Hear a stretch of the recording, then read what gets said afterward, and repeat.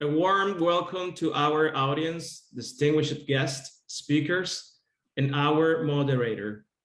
My name is John Gomez, and it is a pleasure to deliver introductory remarks for today's event. I currently serve as president of Institute SAY. The Institute's vision is to be the main catalyst for a scientific and digitally driven entrepreneurship, as well as to promote sustainable economic growth.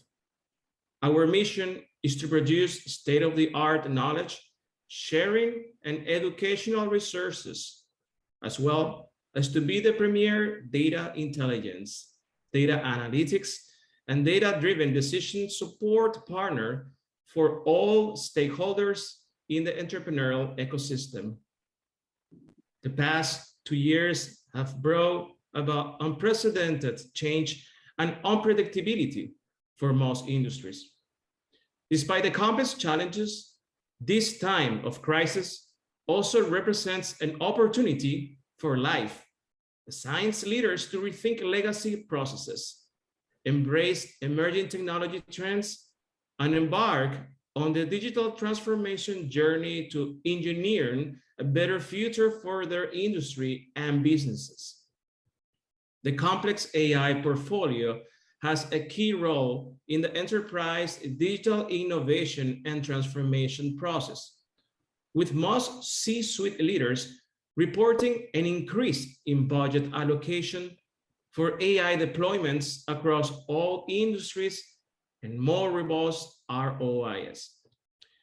AI can lead to enhanced business value in life science by leading to cost reduction, increasing speed to execution, reducing complexity, transforming consumer engagement, optimizing marketing efforts, or securing competitive advantage by fueling innovation. For the fintech industry, AI deployments can augment augmentation efforts, secure payments, offer actionable insights via predictive analytics, enhance data-driven decision-making, and reshape consumer engagement. We are delighted to have two industry leaders as our special guests today, who will share their perspectives regarding the latest industry developments and upcoming trends. I would like to thank Dr. Ingrid Vasilio-Feltes for the invitation. She will moderate this event and introduce the distinguished guest speakers. Welcome, Dr. Ingrid Vasilio-Feltes. Thank you, John, and thank you for the remarks. They set the stage for our conversation today.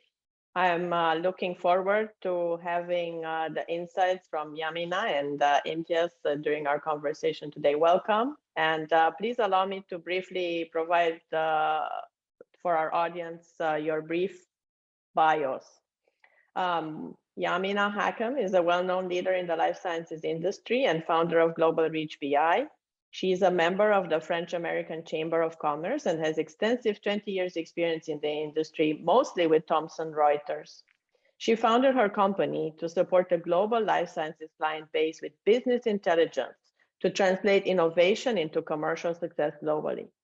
She and her team support life sciences clients in developing and marketing innovative patient treatments globally through strategic intelligence.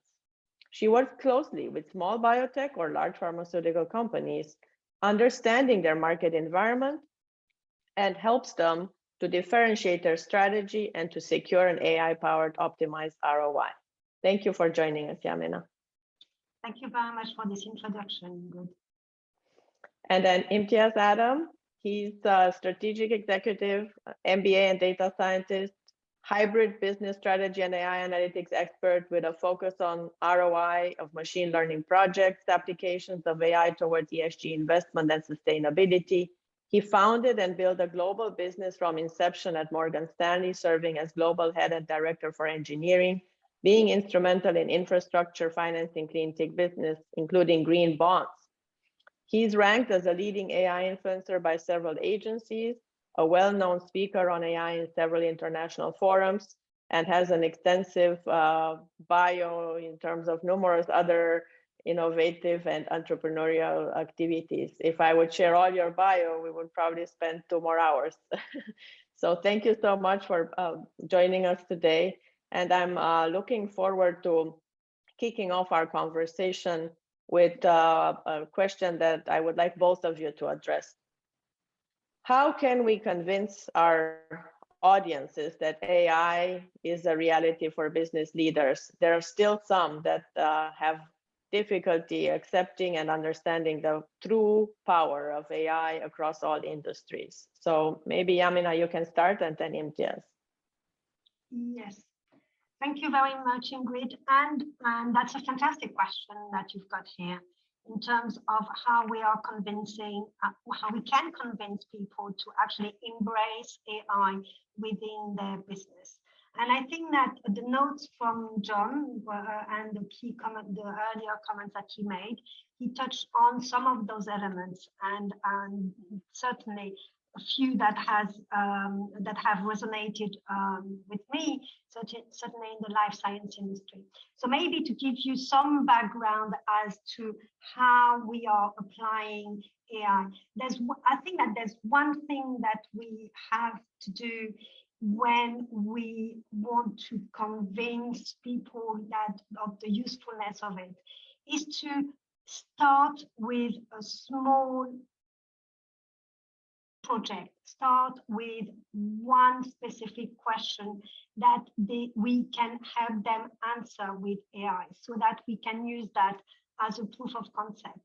And within GlobalReach, I have implemented this strategy whereby I've started using AI technology to help with our competitive intelligence. In a nutshell, what we do at GlobalReach BI is that we provide competitive intelligence, strategic intelligence. We manage a lot of scientific, clinical, commercial data for our clients so that they can bring to market the most appropriate patient treatments. And with that, we manage a lot of data.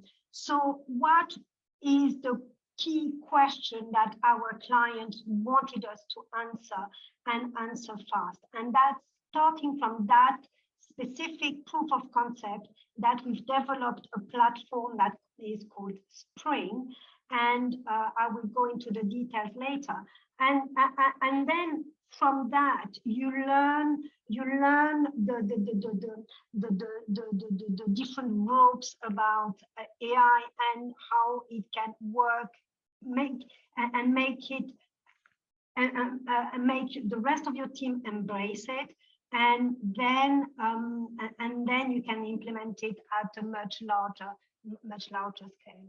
So that's one way of convincing. It's starting with one small project, one question that we can that we need to answer, and grow it further. Imtiaz, over to you. Thank you, Yamina, and thank you, Ingrid. Well, first of all, I would like to echo and support everything that Yamina stated, and certainly starting with the low-hanging fruit rather than going for moonshots is definitely a sensible approach for companies, because the failure rate with AI machine learning can be high because it's highly complex. You've got to make sure the data is correct. And Ingrid, we've had that discussion before, and you've raised that point about it all starts with the data and ensuring the data is robust, and that you've got, whether you've got biases in there, etc., how you're collecting it, the quality of the data. So that's very important. But if you're starting relatively simple, keep it simple, straightforward. It's always the recipe to start successfully somewhere, and then you can add the complexity thereafter. Going back a step though, I think even more essentially, we can say, look what's going on in the world. Look what we've been through recently. We've been through a global pandemic with COVID. And during that pandemic, what happened? In many places around the world, companies, organizations, firms that did not have a digital footprint struggled relative to those that were heavily biased towards the physical footprint. So the world went heavily digital, and there's no going back. Whether you look at reports from McKinsey, PwC, EY, etc., there's a general trend, which is that they state that COVID the COVID crisis resulted in a dramatic acceleration in digital transformation. And why does that matter to AI? Well, wherever we create data, AI follows. AI, artificial intelligence, machine learning, the modern techniques of AI, deep neural networks, etc., they're very much data driven. They rely on data. The analytics need quality data to drive them. And the big data, the velocity, the veracity, the variety, etc., is too much even for any one human or even an army of humans. Yeah. When you look at social media, where of course AI has been very powerful and dominant, social media, e-commerce, etc., it's no accident that the likes of Google, Microsoft, who own LinkedIn, so on and so forth, Amazon, etc., and TikTok or ByteDance that owns TikTok have the strongest AI teams in the world and very powerful AI capabilities. However, as we're going through this transformation now, especially with things like Internet of Things and 5G scaling, thereby accelerating IoT proliferation going forwards, means that AI is coming into what I call the real world economy. Areas like healthcare, areas like manufacturing, areas like finance, etc., is where AI is now growing. And of course, when we look at the statistics and forecasts, for example, I believe it's Statista who say that by 2025 in their forecast, there will be 75 billion internet connected devices. What does that mean? Think about it. That's approximately over 9 internet connected devices for every person on this planet. Wow. And then think about the data we're then creating. We talk about big data today, but IDC Seagate show that by 2025, of course, with all that IoT equipment coming on, the amount of data we're generating is going to be 3 to 4 times greater than it is today, right? 175, I forget the numbers, zettabytes. Anyway, it's a gigantic number, whatever it is, approximately. 200 zettabytes, 200 zettabytes of data. Thank you, Ingrid. So more than 3 times what we were generating in the entirety of 2020. And crucially, IDC Seagate say 1/3 of that data, which is pretty much the entirety of data we created in 2020 or 2021, will be real-time data. So you're going to have AI. You're going to have machine learning to make sense of that data and manage it, to reduce the risks on your company, and for you to understand and respond to customers real-time, customers' needs or your operational needs, your networks, etc., to do the real-time risk management, to do the real-time responses on the fly to customers. That's why we're going to have to need AI. So one of you stated that it's important to have that one use case and be able to practically show the C-suite how they can benefit. And then you have highlighted now the fact that it's a must. It's a given in this ecosystem where data is the 6th power in society. I also wanted to bring up a fact. Both of you deal with a lot of C-suite leaders, and the reason why I wanted us to talk about those that are still reluctant is because there are a lot of myths and a lot of confusion out there. So how do you both educate C-suite leaders in a diplomatic way and enhance their digital literacy and fluency about AI so that you can overcome some of the confusion and mistrust or distrust that's out there? Can you both address it, please?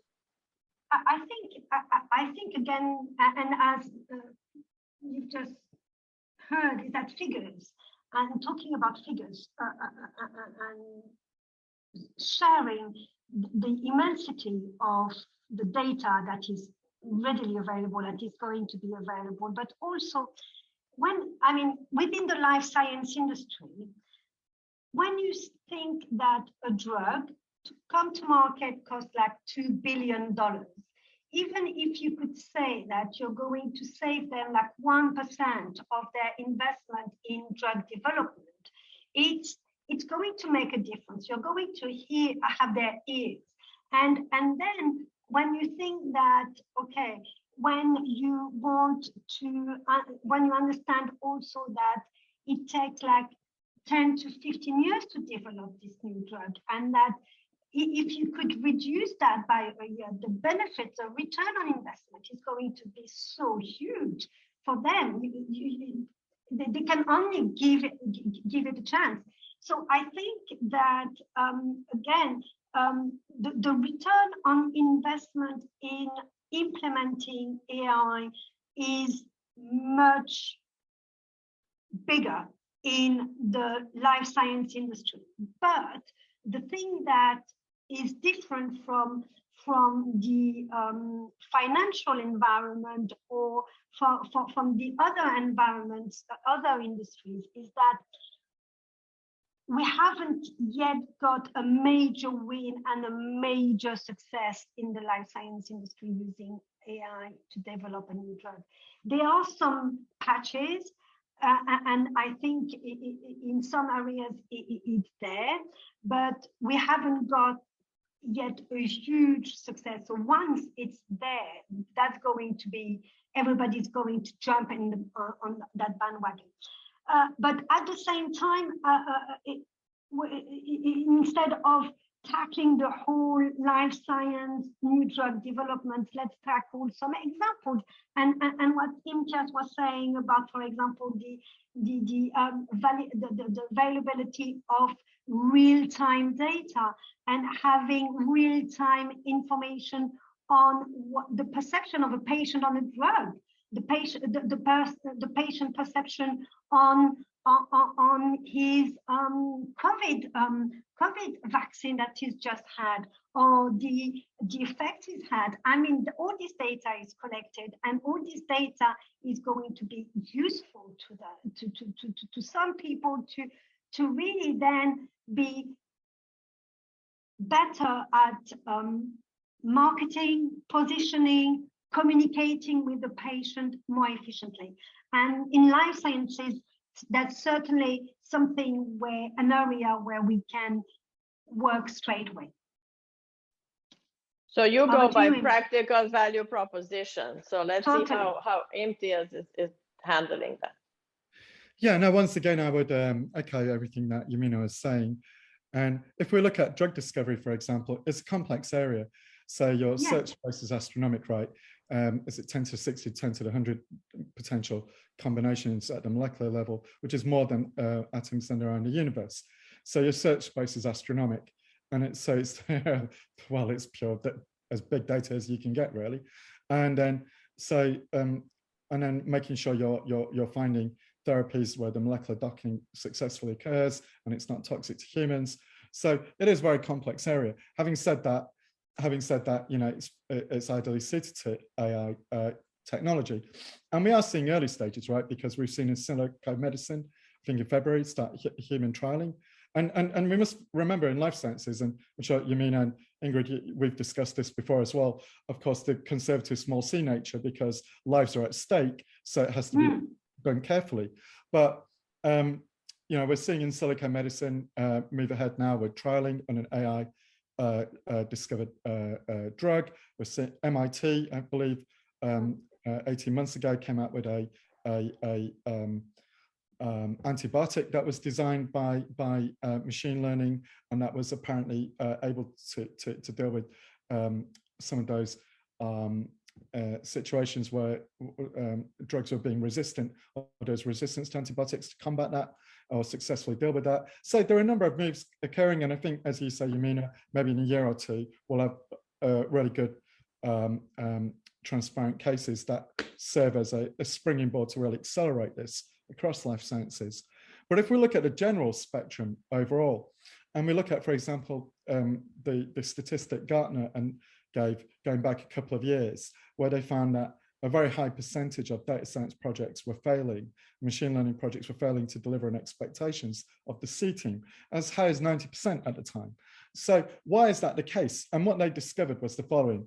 First of all, the communication gap between the data science and machine learning team on the one side and the business team on the other side.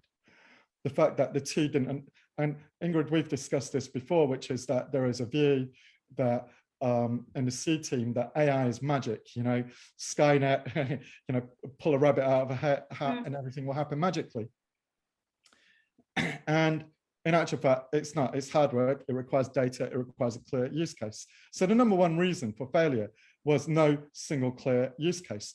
The data science team, the machine learning engineers delivered a technically sound piece of work, but it didn't solve any business problem. And that's because there's this communication gap and failure to understand between the two teams. That was the #1 problem. #2 problem is data. Again, Ingrid, we've discussed that before, and Yamina was touching on that before as well. Data, what data have you got? Keep it easy, keep it straightforward, understand your data. So much is all about your data. And then the third thing was the quality of the data science team and the training there. And of course, we know there's been a bit of a shortage of people, and companies have to be willing to invest appropriately and support those teams at the C level, sponsorship from the CEO and the C team, and investing properly into these things. If you're going to do it properly.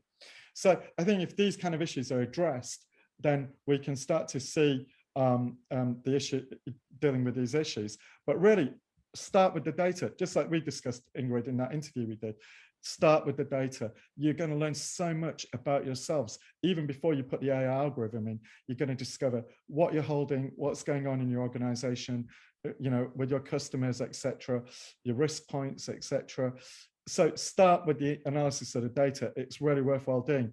And then you can start to add the complexity. That's the important thing that I'd say. Right. I think I can add that I've also noticed sometimes there's a mismatch between the tool and the use case. So the AI tool and the use case, because people just sometimes use the latest tool that's around or that someone recommended, as opposed to carefully selecting which AI tool in the portfolio matches that specific use case and that specific data set that is available. And then I think I always like to mention also the fact that for life sciences and healthcare, we should probably use augmented intelligence instead of artificial intelligence, because I've noticed that that helps a lot in terms of reducing that myth and that confusion. We always explain that it takes humans to give the technical specs for inputs and outputs, and I think that sometimes helps. Great. So let's move on to the second round of questions that I think our audience will enjoy. How can, you already touched a little bit on it, but if you can explain how your company helps other strategic partners and your business partners to really truly leverage the ROI. How do you help them design metrics? How do you guide them in how to set up a pilot? How do you help them harness those ROI findings? Yamina, let's start with you again and then go. Yeah, so again, when you have to think that when we are supporting the big pharma and the small size pharma in their intelligence, understanding what's happening from a scientific point of view and a commercial point of view around a disease. So, and to help them develop their new drug, keeping on top of what's happening in the market, what's happening around the world. And it takes a long time, it takes a lot of effort, and you've got that C-suite, and they are meeting every month to make those decisions, how to move those projects forward. So and to base their judgment, they are going to use obviously that knowledge and also our data. And this data, I mean, comes from different sources. And comes from interviews, comes from conferences, and we all provide that to them. And so far, how we would provide that to them would be like in PowerPoint format, and until the day where we were told, Yamina, it would be so much more. I mean, sometimes I need for my chief commercial officer the information about our competitor and their drug, what was said last year at that conference.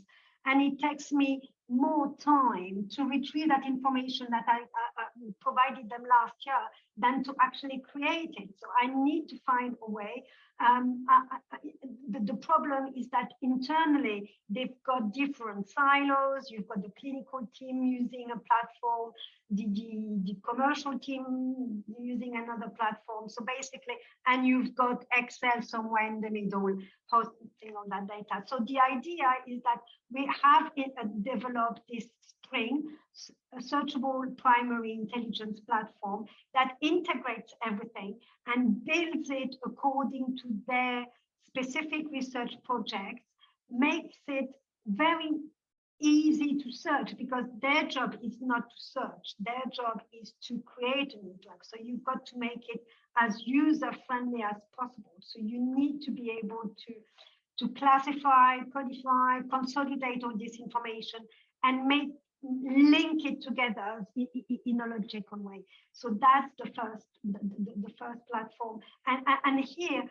again, the power of the intelligence that we are providing, it's even more powerful once it's used across the company, so everybody is on the same wavelength. So here we've given the same platform to everyone, and they have access and share exactly the same information, and we are building year over year on this knowledge, and this has helped tremendously our clients in keeping on top of really what's happening around their industry. So that spraying platform has been extremely well received. What about you? How are you? Well, Ingrid, the way I tend to approach it is to say, first of all, let's initially focus on what's the problem we're trying to solve. What are we trying to do? What are we trying to achieve? Are we looking to reduce costs or increase revenue? And for instance, are we trying to reduce risk somewhere, exposure somewhere? What is the business objective of that we're seeking to achieve? Then what is the data we have available? And let's try to see if we can work out how much this problem costs right now, approximately, from the data we have right now, and what it's potentially costing the company. So for example, if it's a manufacturing facility and it's trying to reduce unplanned outages through machine learning, how much do those unplanned outages cost us? And with lost production runs, and what's the potential damage it's doing to the machines, the expensive machinery and its asset life, as an example. So for example, in the auto sector, it is shown, figures are shown that on average, every 60 seconds of unplanned machine outage costs approximately $22,000 to $25,000 per minute. So we can then start working out, okay, if we can now predict the number of these unplanned outages and prevent them from occurring, then we can actually start to objectively show before the machine learning versus after the machine learning project, what kind of returns have been generated versus the cost of the project, right? As one example. If we're looking at revenue growth,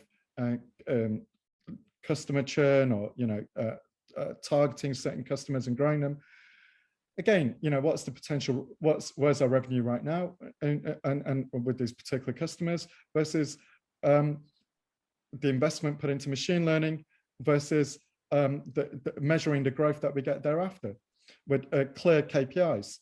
Clear, measurable, objective KPIs and targets that we can measure against, benchmark against, and evaluate to see, is this project then actually materially bringing value or not? And we can measure that with the performance results. And of course, along the way, of course, Ingrid, coming to the point you made before, as part of that, you're then looking at, given the problem that we're trying to solve, what is the machine learning technique that we're going to use?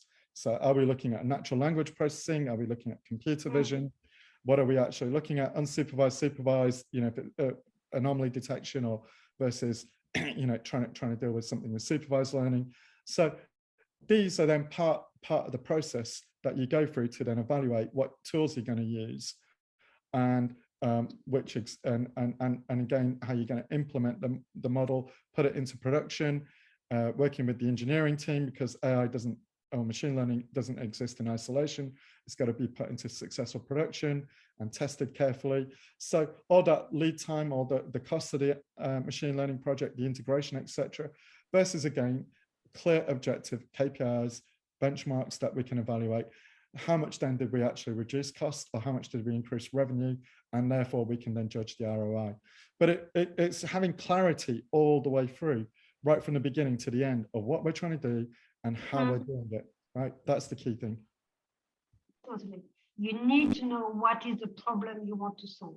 Otherwise, you're done. Totally. So both of you made the case very strongly for the use case, the focus, having a clear understanding of your data, a clear understanding of the tools. Maybe we can now address also one of the major challenges that C-suites bring back to us, to say it's very difficult to scale. So we start with pilots, those are always great, but then how do you scale to show it at the enterprise level, right? And this is maybe something that we've seen over the last year, where more organizations understand that they need to bring those pilots now into the rest of the organization and understand how to deploy the same learnings from that pilot at other use cases. Can you both maybe share a few nuggets from your experience, how you have helped your business partners with that part? Because that's where I see a lot of things fail, particularly in healthcare and life sciences. They always complain, Ingrid, it's hard to quantify patient outcomes and it takes so long. My budget cycle doesn't last that long and it's tough to show the ROI when we start to scale. So how can you address that for our C-suite leaders? Yamina, let's start with you. Well, I mean, I can only use the example that we've gone through for the last 2 to 3 years, is that the only way that you can do it efficiently is that you have to have a champion internally. That's it. You have to have a champion who is going to actually help you devise that internally and talk to your C-suite and bring it to the other department, bring one department at a time. That's the only way to do it. I mean, that I have found. So for pharma companies that you have primarily have worked with, that has been a good model, having an executive champion that truly understands the value proposition, the requirements from a technical perspective, what it takes to scale from that use case to other use cases. So you work very closely with them. Definitely. What about cross-disciplinary teams? Have any of you found that helpful, to have multiple disciplines collaborate and truly be able to scale it? Imtiaz? Yeah, no, I'd say that's essential, because when you're solving a problem, you are by definition having to work with teams that encompass engineering or IT internally within the company. As Yamina pointed out, a sponsor from the executive team, and the business department, the business unit who have that problem, and it could be people from their accounting team as well who know the numbers in terms of the costs of the problem you're trying to solve and the potential value that you're bringing. So it absolutely cross-discipline is very important. But I go back a step, back to what Yamina was saying about the executive champion. And I'd say increasingly, you need the CEO, the C team and the CEO, he or she, to actually sponsor the machine learning within the organization. And culture is a very powerful thing. And I give guest lectures at London Business School. My strategy professor, he brings me back there, and he's written papers in Harvard Business Review, and he ex-BCG chap, and he always points out that culture is one of the most ingrained things in a company, one of the hardest things to deal with. And for companies outside the technology sector, as per his Harvard Business Review paper, technology is alien territory. And that's so true. That's so true. So when you go back to a Google or an Amazon or a Facebook or Meta, as they're now known, etc., ByteDance, whatever, you're on TikTok, for them, technology and data, etc., is a revenue generator. When you go to the non-technology sector, they view technology as a cost base. Right? And that immediately tells you a difference in thinking, a big difference in culture, because when you go to the C team in companies outside of tech, and they're sitting there looking at you going, how much are you trying to cost me? Right? How much am I going to have to pay? How much is all this going to cost me? Not immediately thinking, what are the benefits for this for my company? Immediately, what's the revenue cost saving that I can show to justify this? Is the way they should really look at it. And the other thing is, because culturally, if to survive, whether it's in 5 years from now or 10 years from now, we can debate, but a big fourth industrial revolution, a big technology shift that is coming, and you hear it from the CEOs of Google and Microsoft, etc., that over the next 3 to 5 years, we are forecast to go through greater change, faster change than we ever have done ever in human history. That we're going to go through the whole rate of change we went through, the whole total amount of change we went through since the dawn of the Industrial Revolution to today. We're going to go through faster change and all of that and greater change in the next 3 to 5 years. So companies have to become agile. They have to think with strategic agility and innovation. And they have to think about their culture and how to respond. So they have to stop viewing technology as alien territory, which is very difficult for them because often a C team, she and he and the members there, that they're not people who came from technology backgrounds. So it's alien territory for them. And if they're of a certain generation, I remember being in a meeting with a CEO and he was saying to me, oh gosh, all this technology and my children, they're always at their digital phones. And for me, a camera was a Kodak, that would pull out, and blow the thing. And that was technology for me. And it's like, okay, great. And he said to me, that for AI to really take off my company, you're going to have to wait for people like me to retire. Now, because that's part of the resistance. So companies need to understand that this dramatic change is coming, whether it's the metaverse, whether it is IoT, standalone 5G scaling, etc. AI meets the IoT. Radical change and digital transformation is coming, whether you like it or not. A big tidal wave. Now, you can either ride that tidal wave successfully or you can drown in it. Now, to successfully ride it, you need to think again about your culture and how you're going to embrace it right from the sea level. And that is the essential part, Ingrid, and that is the essential part. Thank you. And you haven't even mentioned Web 3.0 yet. So wait until everybody they haven't even finished the digital transformation journey for the existing technologies now. And now they have to already signal that Web 3.0 is very close to the horizon. So we've talked about a few challenges, but I wanted to ask you if you had to pick your single biggest challenge in dealing with your type of business partners and customers in your experience, what has it been for healthcare and life science deployments of AI tools, any tool and any use case? We talked about resistance, we talked about culture, we talked about digital literacy, we talked about not having the right use cases, but any other major challenge you've encountered that you would like to share? Yes, I mean, maybe one that it's more like on an internal basis than with the clients and the partners, is that it's not a straight road. And most certainly, one thing that we have learned, and that I have learned over the last 3 years of implementing AI within the company and solving our customer problems with that, is that you start with really willingness to solve a problem, then comes a hurdle, and bim, you think that it's not going to work. And you then manage to find a solution and you're the king of the world. And that's it, that's your problem sorted. And everything is going to be fantastic. It's an up and down, and persistence really pays. And you really have to keep going at it, because there's no problem that cannot be not solved.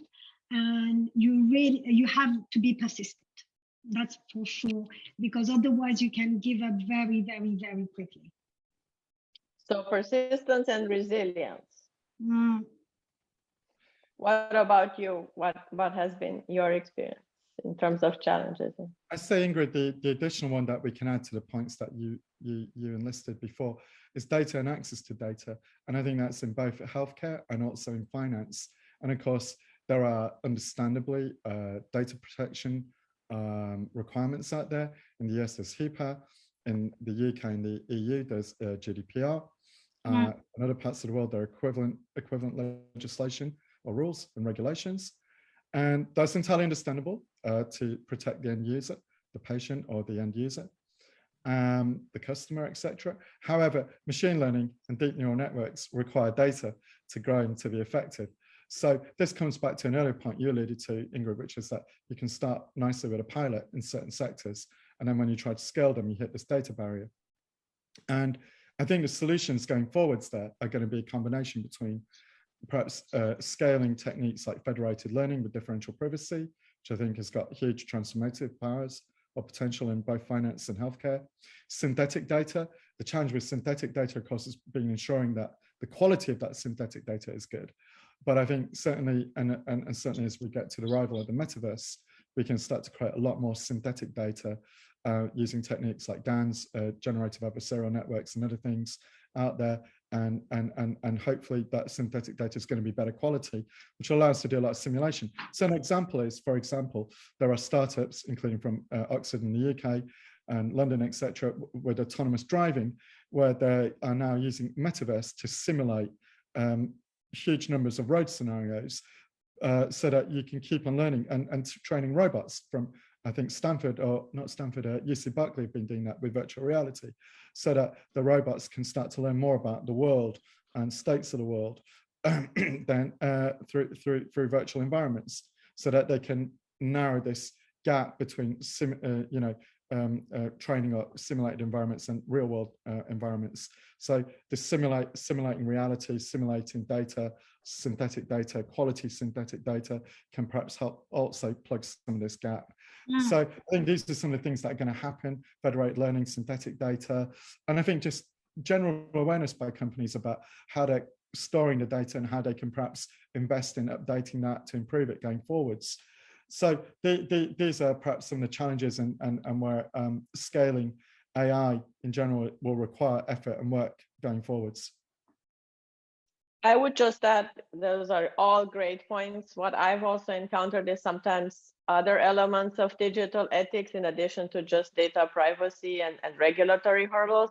Sometimes the most creative AI teams don't realize how you can end up doing a biased data set also, not only that it's not a robust data set from the problem you're trying to solve, but that it has other elements that were not considered also from an inclusive and diverse perspective.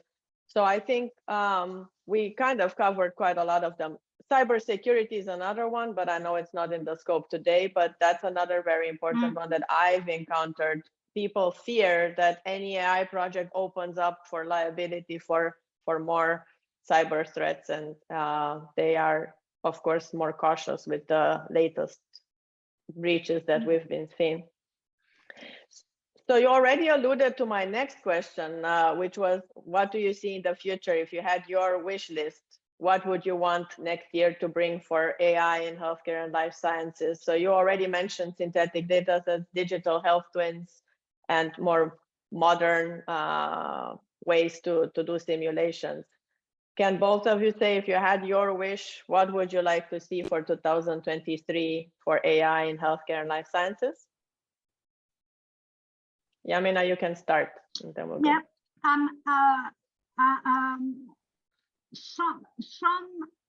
From what is currently happening within the industry, because the life science industry is so different from all the others, it's so complex, it's so regulated. What we've seen over the last few years is a lot of partnerships between the pharma industry and the tech environment. So the Google, the Verily, and small-sized, innovative AI companies, so that those two are joining forces and partnering to make it faster, better innovation. Now, the last one that we've seen from, and there's been an announcement in June from Sanofi about actually Sanofi integrating and creating their own AI hub, which is just utterly amazing. It's a new way. So that's the importance it has in terms of now including tech, AI to the drug development and they've set up their own digital incubator. So hopefully lots of good things are going to come from the company. Sounds great. So add on to what Yamina is saying, and just perhaps also focus on two areas. One, Ingrid, an area that you touched on, which was to say this whole, need for inclusive diversity, etc. So apart from the data privacy element, yes, I agree with you. Ethics, ESG focus as well, environment, social, and governance, and diversity in the team, because if you're bringing products to the real world, as Microsoft and Google, etc., have had challenges before. And if a company, for example, is produce it as they found with face recognition, and if the face recognition and the underlying and face detection and recognition, if the underlying data set was biased and didn't have sufficient numbers of women and ethnic people of African and Asian backgrounds in it, as happened with one of the big tech companies, so that people of Asian or African origin were being classified as apes and women, and it performed very poorly on women, which is totally unacceptable, right? You can't do that, and you can't put that into production. And yet, lo and behold, the data science team was all, predominantly white men, right? So, and I was quite horrified once when I was at an event, and someone asked a CEO of a startup this question, and they said, "Oh, don't worry, we've got a solution. What we've done is that we've given an instruction to hire the new graduate intake to hire a disproportionate number of, or the vast majority to be women who are either Asian or Black, and therefore we'll take care of that requirement." And it's, hang on, you have to have it at all levels of seniority, not just the junior level, the trainee level, right? Because you need some, if you'd have senior women and senior people of Asian or Black backgrounds in that data science team, in that tech major, and I go, hang on, I think we've got a problem before you take it forwards. You'd hope that these kind of things can be captured, right? So you need to have inclusivity and diversity in the team, because if you're trying to put a product to solve the world, to service the world at large, you have to think that the people who are building it are also reflective of the world at large. So that's one element. So certainly diversity and inclusivity is very important. And we saw that problem also with chatbot becoming a neo-Nazi and racist very quickly. So leave that aside. That's one thing that has to be dealt with, but at all levels of seniority, women and people of different, mixes, racial backgrounds, including at senior levels in the team, not just the junior level, not just the new entry level, but at all levels. And diversity with the business team and inclusivity there, so that you can start to solve the problems before it's too late. Then the other thing I'd say in AI in general, I think what my wish list would be that we're going from this world of narrow AI. We're having all this excitement going on about some of these new algorithms in Google or whatever, these new models, are they sentient, are they AGI? We're actually coming into a period that I define, and MIT, IBM, Watson have defined as broad AI, which is not AGI, because the AI won't match the capabilities of the human brain, but we're no longer at narrow AI. And what was narrow AI? It was AI that could perform one specific task, but not multitask. So you could have Deep Blue, or you could have AlphaGo that beat the world champion, or Deep Blue that beat Gary Kasparov. But they could only do that specific task, Go or chess. If you went and asked AlphaGo, it's raining tomorrow, should I take an umbrella? It couldn't tell you. Basically, right? It could have multitasked. Now we're coming into a world where we're getting things like multimodal, multitasking transformer models and deep networks that can combine computer vision with language, etc., and do multitasking, but they're not yet at the level of the human brain. So I think we're going to see much more development in the field of broad AI, which is going to be important for healthcare, for autonomous driving, for finance, for the metaverse, because you're going to have an agent, an AI agent that. Think of it in healthcare, for example. Imagine now you can have one neural network that can understand both the images from X-rays or CT scans, and also the associated medical notes and the language, right? Think of how much more powerful that can become. So that's one example. Now, that's going to be key for the metaverse as well. But on top of that, my magic wish, it would be this area of bringing in causal reasoning on top, causality, and explainable AI, expanding that. Now, transformers are relatively better with the self-attention mechanism than, say, some of the convolutional neural networks or LSTMs, RNNs, arguably on explainability, because you can visualize this self-attention mechanism. But we should be able to go further, and we should be able to, and I know MIT and others doing work on this, to make the neural network explain what it's doing in a simple way, not in a complicated way. Because there's no point getting explainable AI, as you pointed out, Ingrid, in the discussion we had before, and then having to bring in a team of PhDs or postdoc researchers to then explain the explainability. Right? Exactly. Back to the healthcare team. So causal reasoning, explainability, making AI work on the edge with smaller data sets and broad AI. These are the big things going forwards. That's nice. Thank you so much to both of you. Believe it or not, we're at the end of our event. I would like to thank you both for sharing your valuable experience with our audience. And I'm looking forward to having another talk. Maybe next time we focus on the prospects of precision medicine and how important precision medicine is, not only in pharma, biotech, medtech, but also in public health in general. As you mentioned, we've just been through one pandemic, and I hope we learn from that one and use all these AI tools wisely to prevent a future pandemic. So on this note, I would like to close and thank you again. Looking forward to our next conversation.